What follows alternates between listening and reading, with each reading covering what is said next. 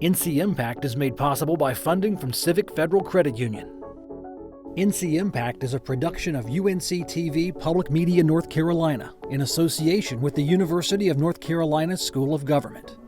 Some people were saying they were using the same, surgical mask for days on end. I knew that we were eventually going to get in the same situation. The COVID-19 pandemic caused a shortage of masks, gowns, and other personal protective equipment. How a network of North Carolina textile manufacturers came together to solve the shortage during the pandemic. This is NC Impact. I'm Anita Brown-Graham, and welcome to NC Impact.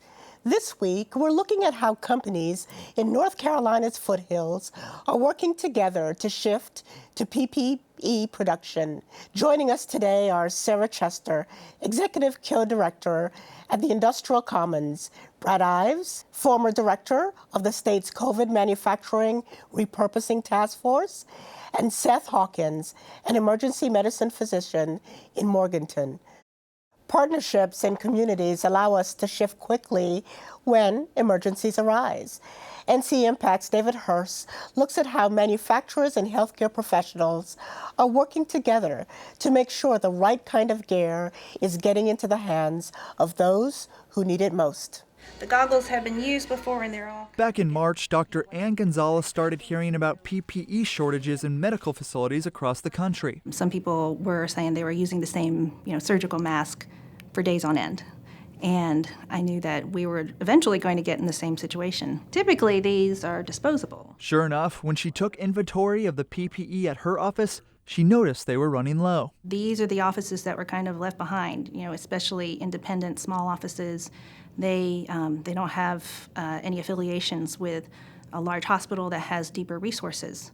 She made a post on Facebook asking for help, and the post led to a connection with the Carolina Textile District. An isolation gown. Leaders with the Carolina Textile District brought in Dr. Gonzalez and other healthcare providers to prototype masks and other materials. It was a lot of fun because we tried on a lot of different masks.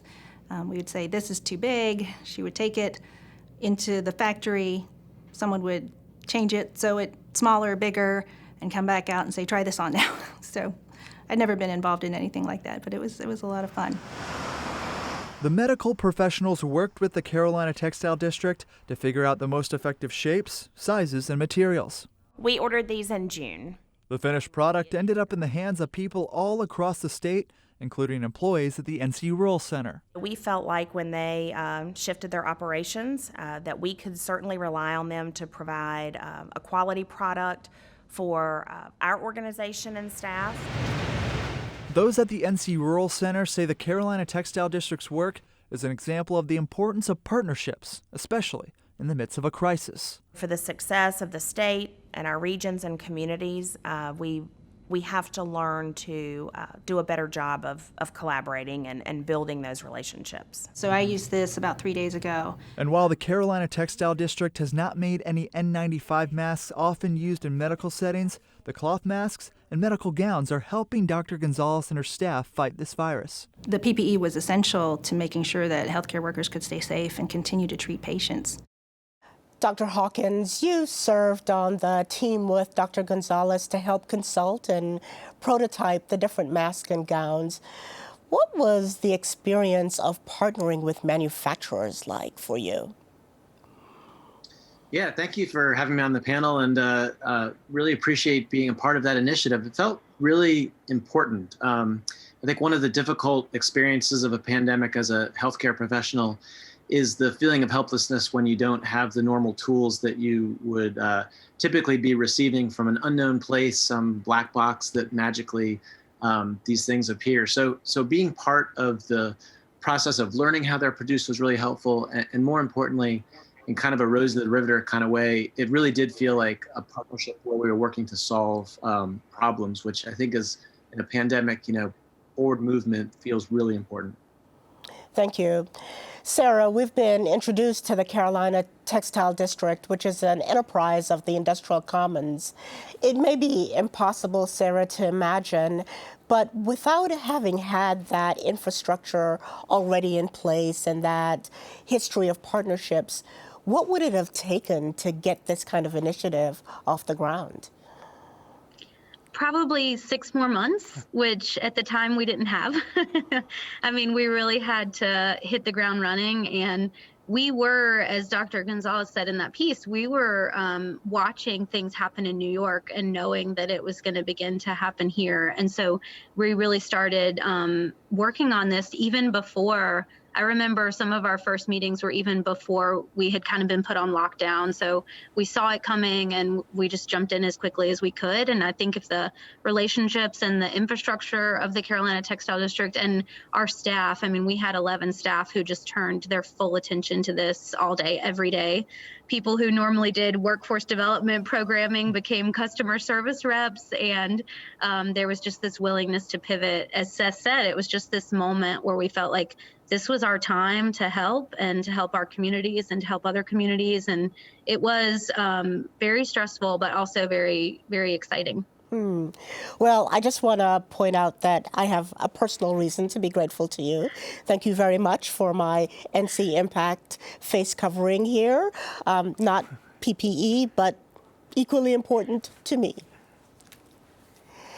So let's turn to you, Brad, for a moment. You led the state task force for emergency repurposing of manufacturing. That's a mouthful. This was in direct response to the pandemic. Can you say a little bit about the overall vision for purpose of this task force? And then, what were the accomplishments? Oh, absolutely, Anita. And thank you for having this topic on the show today. I think it's really important to highlight a lot of the good things that people did all across the state. The task force, it's a lot of what Sarah was saying. There was a problem that you could see coming. You could see that New York was facing this crisis of lack of PPE. I and some other people had contacted folks in the healthcare industry and in state government to say, how can we help?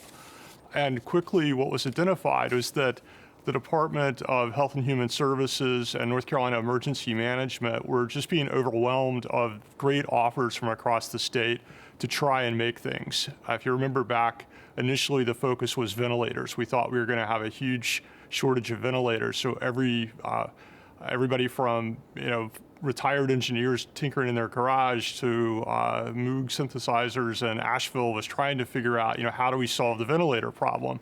But we also had great groups like Carolina Textile District who were working on sewn things like masks and gowns.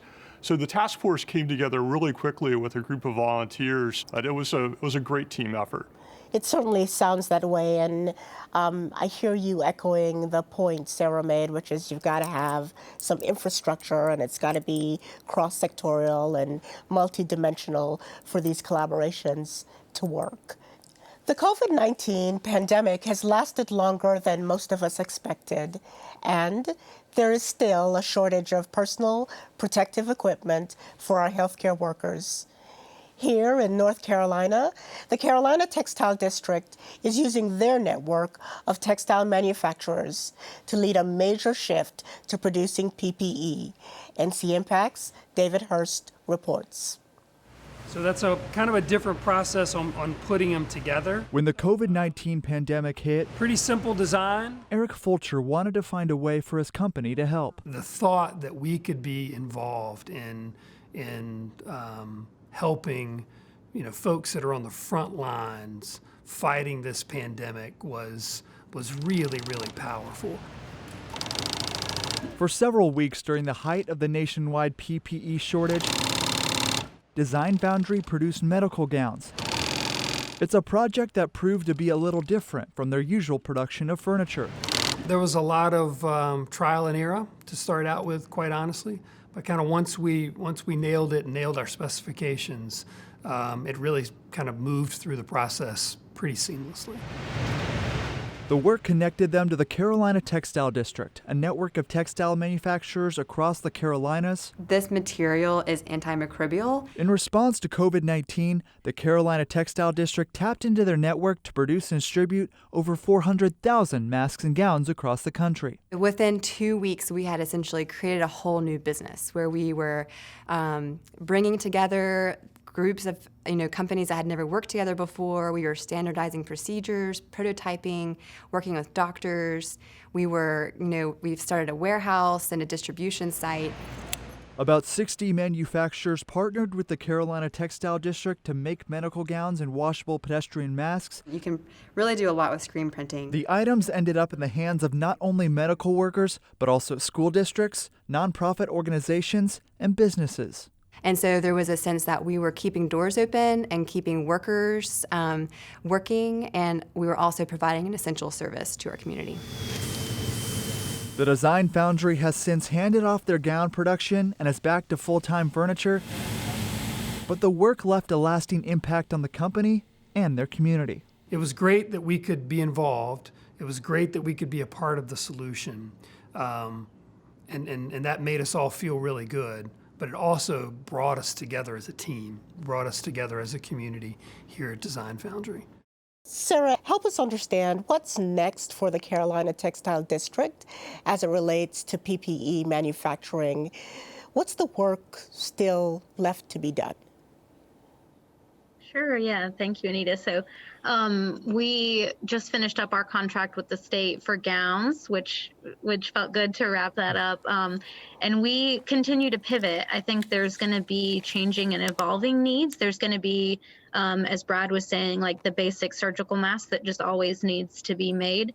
A good example is recently we were approached about making a clear mask with like a window in it with anti-fog vinyl so that teachers can use them, particularly for kindergarteners and first and second grade students, to be able to see the teacher's mouth as they're speaking. So that's the type of thing that the network of partners in the Carolina Textile District, they can make anything. So those kind of niche things that people need that maybe you don't see coming, we can quickly pivot and make anything like that. And then we're also still doing a lot of custom masks. So we saw as NC Impact and the Rural Center and others wanted to have masks with their brand on them. We've pivoted to do a lot of that work. And then we're also really interested, just kind of based on our core values, in doing more reusable and sustainable products. So our contract that we did with the state for gowns was for disposable because that's what the crisis called for in the moment. But we've been bidding on some contracts for washable gowns because we would really like to see more healthcare systems pivoting to more sustainable PPE. So we're not just keeping people safe, but we're also keeping things better for our planet. Terrific. Love the win-win. We've been talking a lot about the benefits of having this kind of infrastructure in place in North Carolina. But Seth, I wonder whether you might talk to us a little bit about the risks to healthcare in having a shortage of PPE, particularly what does that mean for your hospital, and how does it affect operations and morale for healthcare workers? Yeah, appreciate the question. And I one of the things I really appreciated about being part of this project was having the end users involved in the development. I think that was really important and part of the collaborative success here. Operationally, it's pretty clear that this is a safety issue for healthcare professionals, and we're seeing high rates of disease transmission among healthcare professionals, even within PPE use. And the intent of this equipment is to prevent the spread, and in populations like healthcare professionals that are basically swimming in a pool of COVID in the environments they work in, that's really operationally critical. But I also think it can be forgotten. It's also a mechanism to prevent disease transmission among patients. So it's critically important that we get the message out that clinics and emergency departments are safe places to go for routine healthcare. One of the COVID lateral damages that we've seen has been people afraid to go to hospitals. Not having adequate PPE not only puts healthcare professionals at risk, but it also endangers patients who, could be exposed to the virus by virtue of a provider going from one patient to another. So there's a number of ways I think that it's operationally very important. And I'm really glad that you brought up the morale kind of question, because that's a huge part of this story as well. I think a counter narrative to the idea that this is unexpected and not something that we could have prepared for, people in public health and infectious diseases knew that it was inevitable that a pandemic would hit our shores and would be potentially deadly. We We've had multiple pandemics already in the century, of the 2002 SARS and 2009 H1N1, the 1918 influenza pandemic was eerily similar to this one. And that's essentially we've been using as a model to prepare over the last 100 years for it to come back again, because there's no indication that we were any safer from it now than we were in 1918. It was the unpredictability of it that I think made it seem like something that we didn't have to be prepared for tomorrow or the next day. But now is today, the day that we need to be prepared for it. And I think part of the morale challenge with this was recognizing really what I think we're seeing as the failure of our ability to adequately have the tools that we knew that would need to be in place to do this. Interestingly, in 1918, the same measures were in place as we're doing now. We didn't have antibiotics, we didn't have as sophisticated ventilators, but the measures that we were doing primarily were social distancing and masks. So it's really interesting to look back and see that experience and run it parallel to now. And knowing that there's been a bit of a hiccup in our ability to have adequate PPE through traditional channels, this has been really exciting. And I think from a morale standpoint, including healthcare professionals in this process of innovating around this current challenge, protects us against the injuries that we can sustain by going into a workplace that might feel less safe than it might otherwise be. And I think that's a really important element to the story of bringing multiple stakeholders together to solve the problem. Thank you. The COVID-19 crisis threatened the survival of many businesses across our state. Some businesses are still struggling. NC Impact's David Hurst reports on how PPE manufacturing has allowed some companies to stay afloat during the peak of the pandemic. On an average day, the Huntington House produces hundreds of pieces of furniture. But in late March, the orders stopped coming in due to COVID-19.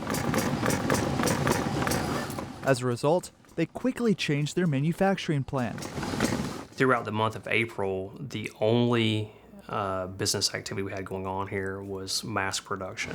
Clara is already set up and ready to go. Corey Teague, president of Huntington House, says they had to shut down furniture manufacturing for 5 weeks. Making masks allowed them to keep their doors open. During that time, they got connected to the Carolina Textile District and were able to produce about 50,000 masks. We partnered with CDD because they had the materials lined up, they had a distribution network, they knew who needed the mask and what type. So they really took all of the research and development process out of that for us and allowed us to use our manufacturing capabilities to jump right in and start making masks on a big scale. And these are the ones that we started out when we transitioned from making gowns. Cheryl Maloney is the co-owner of Dance Style Design. She also saw very little business this spring due to COVID-19. She pivoted her company's efforts from making custom dance and formal wear to making cloth masks. We probably could have kept our doors open minimally. It would have been a struggle. But this has allowed us to actually grow as a business. Maloney says the demand allowed her to hire additional contractors, helping prevent others from going out of business. There was a lot of guilt about being able to make it through this crisis time when so many other small businesses are shutting their doors. And the only thing that's helped to alleviate that is knowing that we're actually helping people. Huntington House has since returned to their normal manufacturing schedule, but the quick pivot allowed their employees to continue to work and get paid and gave them a sense of service within the community. And somebody without a doubt would always come up and say, hey, I saw one of our masks on somebody at a certain store or wherever they had been. And they got a sense of pride out of knowing that these masks were in the community and that people were using and then they were fulfilling a need. We've got a number of questions that have come in from our audience. I'm going to ask you to answer the first question, Sarah. What is the future for PPE production in North Carolina? And particularly, how will that impact smaller manufacturers? And this question comes from Cheryl in Charlotte. That's a great question. So a lot of what we're seeing now, companies that are committing to staying in PPE production, they are investing in equipment. So when you're talking about making a mask for 60 cents, that it's just not possible to pay a living wage for somebody to sew a mask when the end price has to be 60 cents, but you can make that with a piece of equipment. So you're starting to see companies make the choice to invest in machinery to either produce masks and gowns that are made with the assistance of automated equipment. And we'll continue to see that. I think that is going to be larger companies, obviously, that can make that kind of investment. In terms of the Carolina Textile District, we hope to continue to be able to coordinate production of things that have to be sewn and cannot be automated, and be able to do that to support those small to mid-sized manufacturers that are continuing to need work. And a lot of our furniture manufacturers, their work has come back, and they've gone back, full time to making furniture, which is fantastic. We still have some cut and sew companies that we work very closely with who they would typically be making band uniforms or dance uniforms or athletic apparel for high school teams. And so a lot of that work is not coming back anytime soon with schools being closed. So those are the ones we're still trying to really help support with additional contracts and work of products that have to be sewn. Brad, let me ask you to respond to this next question, because you've been talking a little bit about the importance of geographic proximity in the supply chain. So what did this response teach you that you didn't already know about the importance of locating manufacturing of medical supplies close to the users of the products? And the question comes from Durham. Well, I think that all of us have touched on this a little bit, is the race to the bottom on costs. I think that hospitals and the healthcare industry entirely has been under pressure like everything. And what we did by shaving a couple pennies off of the cost of N95 respirators or surgical gowns or things like that is miss out on a larger point of availability. And also the element of sustainability, both from a financial standpoint, from an operational standpoint, and then from an environmental standpoint, that we got away from having washable gowns. Everything is disposable now. But what we found with the task force is their gown designs where you can use a gown up to 35 times before the fabric and the seams lose their effectiveness to prevent penetration by fluids and bacteria. We'll need to get back to that. Hospitals will need to get back to having laundries, but by doing this, they then can control their own destiny. We've seen this in the N95 mask area, where a lot of quick innovation happened on ways to sanitize these masks. And you had, tents and trailers and shipping containers be set up as places where masks could be treated overnight or for a couple hours and then be reused again. And it's taking the same idea across lots of different aspects of hospital supplies, and to get away from purely plastic-based items and other disposables. But I also think there's a broader manufacturing issue, which is, we've talked a lot about the finished part of the goods. Getting into the fabrics and the other materials is going to be key. That North Carolina, we've been one of the places of innovation. The Nonwoven Textiles Institute at North Carolina State University is one of the leaders in the world, yet the U.S. has lost production of that material and it's gone abroad. We need to get back to having more of that information, more of that type of material made here at home, so that we can quickly get that to the factories where it can be made into things like N95 masks. Same thing with a lot of fabrics. We've got a little bit of that production still here, but it's something that government should focus on, like Sarah was talking about. Just like the defense industry, this is something critical to the health of every American and the success of the country. So let's make sure we're doing it here and that it's close to the places where it's needed. So, Sarah, I think you may have answered this additional question. But is there anything else that you would say to make the case that buying decisions need to be about more than cost in order to help us avoid risk going forward? Yeah, I think it's all full circle. I mean, if the hospitals are supporting people if they're buying from a local manufacturer, therefore they're providing a job for somebody in their community, when that person, God forbid, contracts COVID and ends up in their emergency room, if they have a job and they have a stable income and they have good health insurance because they're employed at a good manufacturing company, then ideally it all comes back full circle. So I think sometimes that thinking in terms of an ecosystem and thinking in terms of the entire community is a hard stretch for people when they're just a guy in the purchasing department trying to find the cheapest thing. But we have to all be thinking about the broader ecosystem and how every decision that we make impacts our families and ourselves and our businesses somewhere down the line. Sarah, Brad, Seth, it's been an amazing privilege to spend some time with you talking about each of your respective and really admirable efforts to help us ramp up production of PPE when our state's healthcare workers in particular needed it most. Thank you on behalf of North Carolina. And thank you for watching and engaging with us. Tell us what your community is doing or how we can help you. Email us at ncimpact@unc.edu or message us on Twitter or Facebook. And you can always join the conversation on Facebook Live. Coming up on NC Impact, the COVID-19 pandemic is changing where we work, and the shift may benefit rural communities, why co-working spaces may be the future of the rural economy.